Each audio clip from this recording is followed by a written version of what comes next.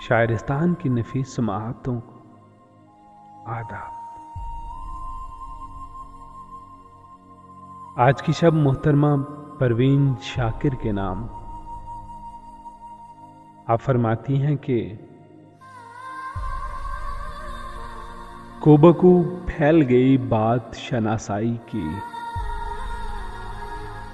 कोबकू फैल गई बात शनासाई की, उसने खुशबू की तरह मेरी पजीराई की।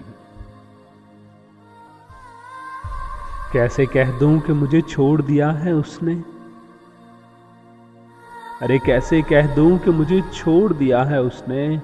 बात तो सच है मगर, बात तो सच है मगर बात है रुसवाई की। वो कहीं भी गया लौटा तो मेरे पास आया, वो कहीं भी गया लौटा तो मेरे पास आया। बस यही बात है अच्छी मेरे हर जाई की। तेरा पहलू तेरे दिल की तरह आबाद रहे, तुझ पे गुजरे न क़यामत शब तन्हाई की। उसने जलती हुई पेशानी पे जब हाथ रखा, उसने जलती हुई पेशानी पे जब हाथ रखा, रूह तक आ गई तासीर मसीहाई की। अब भी बरसात की रातों में बदन टूटता है,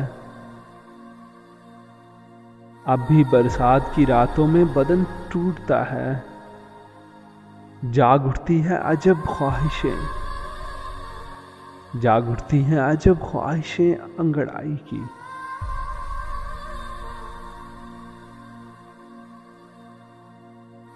आपकी समाअतों का बेहद शुक्रिया।